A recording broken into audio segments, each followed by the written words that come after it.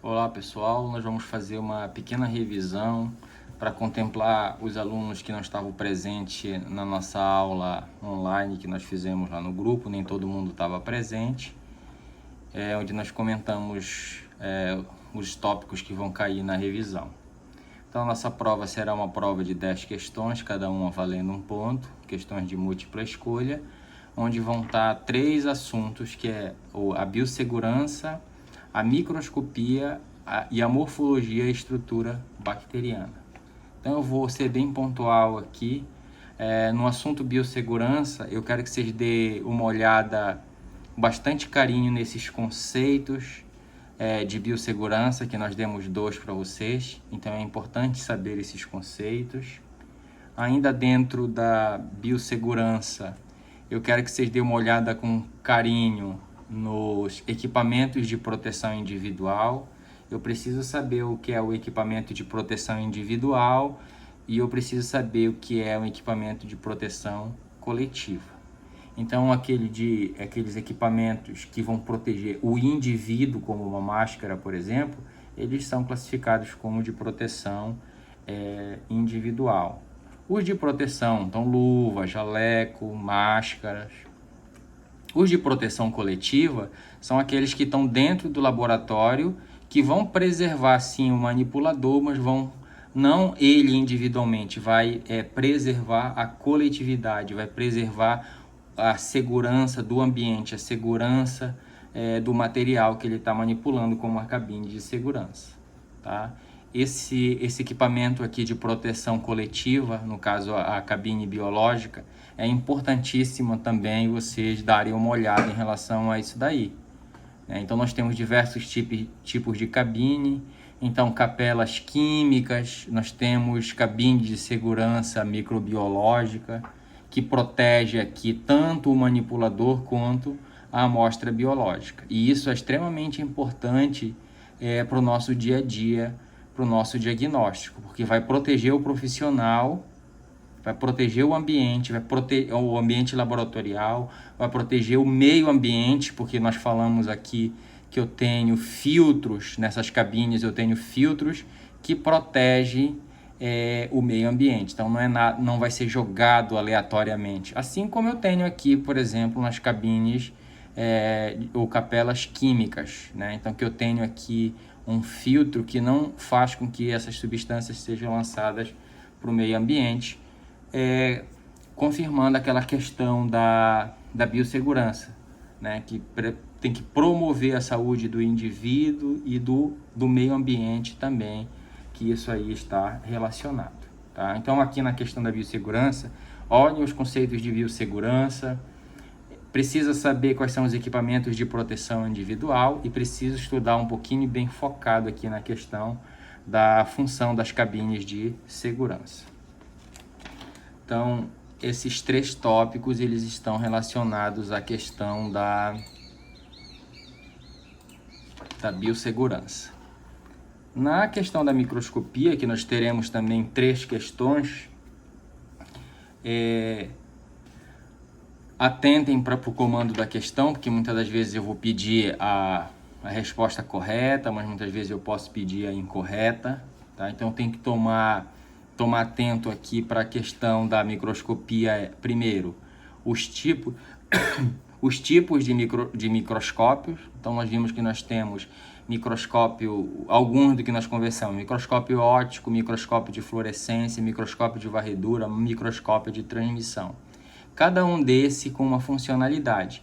O que mais nós utilizamos no nosso dia a dia é o microscópio óptico de campo claro, que nós temos vários aí no nosso laboratório. Então é esse que nós utilizamos. Então, dê uma olhada nessa questão aí dos tipos de microscópio e a funcionalidade de cada uma.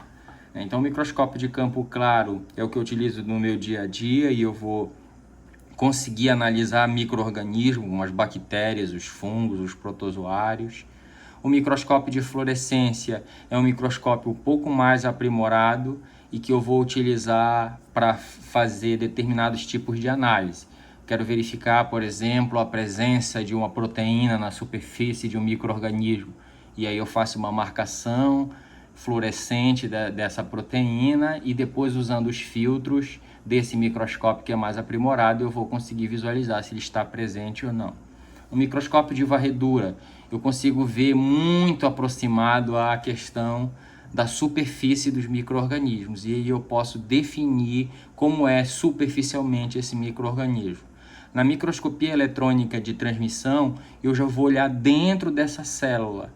Então, quando eu digo, por exemplo, que uma bactéria não tem núcleo, é porque eu já usei essas microscopias aprimoradas para olhar dentro de uma célula bacteriana e conseguir definir o que tem e o que não tem dela.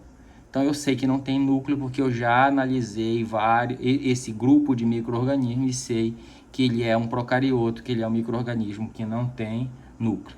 Tá? Então, aqui dentro da microscopia, olhar os tipos de microscópios e a função dele, mas focando especificamente também para o microscópio óptico, que é aquele que a gente vai utilizar no nosso dia a dia. Então, dê uma olhada nas partes do microscópio, na parte estrutural, na parte óptica do microscópio. Né? Nós fizemos exercício, fizemos aula prática, tivemos aula teórica sobre isso. Tá? Então, a gente tem bastante conteúdo para poder dar uma olhada aí. E outra coisa que vocês devem olhar com bastante carinho é a questão das objetivas do microscópio óptico, de campo claro, esse que a gente utiliza. Né? Ver qual é a funcionalidade, a sequência de análise, para que serve cada uma, para que serve a objetiva de 4 vezes, de 10 vezes, de 40 vezes, de 100 vezes. Qual dessas é retrátil? Nós vimos que a de 40 e a de 100 vezes são objetivas retráteis. Em qual dessas eu uso óleo de imersão? Eu posso voltar de uma objetiva de 100 vezes que eu estou usando óleo de imersão, eu posso voltar para uma de 40? Não, porque vai sujar essa objetiva. Então, tudo isso é manipulação, tudo isso é entendimento do funcionamento do microscópio. Tá? Então, aqui nesse segundo tópico, microscopia, olhem para os tipos de microscópio, olhem para as partes que constituem o microscópio óptico de campo claro e olhem para as objetivas. São pontos importantes que estarão dentro da prova. E, finalmente, o terceiro assunto, que vai versar sobre a morfologia e estrutura bacteriana. Não terá morfologia fúngica, nós ainda não vimos fungo, vamos tratar apenas de quem? Da morfologia e estrutura bacteriana. Então, olhem com carinho para as morfologias básicas das bactérias, que são os cocos e os bacilos. Olhe para os tipos de arranjo, que essas duas formas, da forma que elas se agrupam. Então, os cocos, se agruparem de 12 em 12, eu tenho diplococos, de 4 em 4 as tétrades, de 8 em 8 eu tenho as sarcinas. Quando esses cocos estão como se fosse em cadeia, como se fosse um colar de pérolas, eu tenho os streptococcus. E quando eles estão organizados, agrupados, arranjados como um cacho de uva, eu tenho o estafilococcus. Olhem com carinho também para algumas estruturas importantes, como a parede celular e as fímbrias. Não que vocês não olhem para as outras, olhem todas as estruturas bacterianas que nós vimos. Então, quais são essas estruturas? Nós vimos os envoltórios, nós vimos cápsula, nós vimos parede, nós vimos membrana, nós vimos fímbria, nós vimos flagelos, nós vimos o material genético, nós vimos os plasmídios, nós vimos os ribossomos. Então, olhem lá na aula que vocês têm com carinho para essa questão, olhando a estrutura, vendo a sua funcionalidade e olhando para a questão, qual a importância dessa estrutura para a sobrevivência do micro-organismo. Então, se ela é importante para a sobrevivência, ela também está envolvida com patogênese. Porque normalmente os patógenos eles vão conseguir sobreviver usando essas estruturas que eles possuem. Tá? Então, repetindo novamente, olhar na questão da morfologia, que vou ter 4 questões. Morfologia bacteriana, arranjo, e olhem para essas estruturas com carinho, olhando nesse sentido. A estrutura, qual a função dessa estrutura e qual a relação dela com a patogênese, que normalmente está relacionado com a sobrevivência desse micro-organismo. Então, olhem com carinho para esses assuntos e desejo a todos um bom estudo e uma boa prova.